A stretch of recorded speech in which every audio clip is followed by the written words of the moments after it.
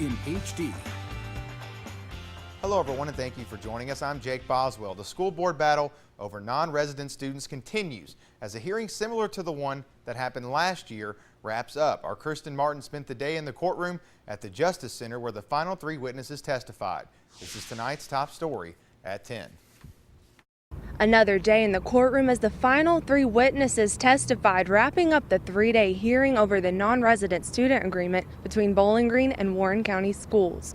The Bowling Green Board of Education chairman was first to take the stand. He testified about the selection process, a priority system Warren County says isn't fair. We've had several forums in regard to this situation that we've been in since last year. I've been on the board since 2000, and since this agreement's been and this priority system's been adopted, neither a board member or myself personally has ever received any complaints. Warren County suggested a random draw in a past proposal. Bishop says Bowling Green should be able to make the rules for its own district. Next up was John Lawson from Bowling Green Schools and a numbers-driven testimony. Bowling Green has 775 non-resident students, but he says it's within the 750 cap because they start the year below it for students who move, and it averages out in the end. And I just think it's the right thing to do because we're trying to allow students to stay and not have their school year interrupted. Warren County said going over that number at all is not abiding by the contract, and Bowling Green should return any SEEK money those additional students may have used. The Bowling Green superintendent was the last to testify, ultimately wanting to keep non-resident students. We asked that the hearing officer consider leaving the in fact, actually increasing the number from 750 to 761 based on the old agreement from 2001.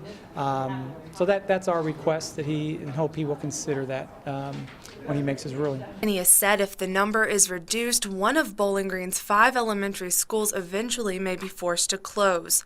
At the end of the day, both superintendents agreed they hope to reach a long-term agreement. Unfortunately, in certain situations, it does take some time to work out the details, and then certainly make sure that our community is aware of all the facts and information.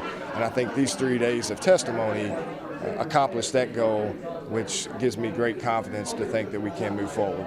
The hearing officer says he'll review briefs, which are due May 12th, and give a recommendation as soon as possible. Reporting in Bowling Green, Kristen Martin, WBKO. This weekend on our web channel, we're asking, do you think the Bowling Green and Warren County school districts will reach a conclusion after the latest hearing on their non-resident student agreement? You can tweet us your answer or log on to vote. Then watch WBKO at 10 tomorrow night for those results. Now, we know this issue has a big impact on a lot of you guys, so we asked for your opinion on social media. One viewer says she thinks students should go to the district they live in, no exception. Now, someone else commented and said if all the students from Warren County that currently attend Bowling Green schools go to the Warren County district, more redistricting will be needed. There could be children that have been attending their school for a few years that would have to switch schools. We appreciate your feedback on this big issue and want you to always know if you ever want your voice to be heard, log on to the WBKO Facebook page or tweet us at WBKO_newsroom.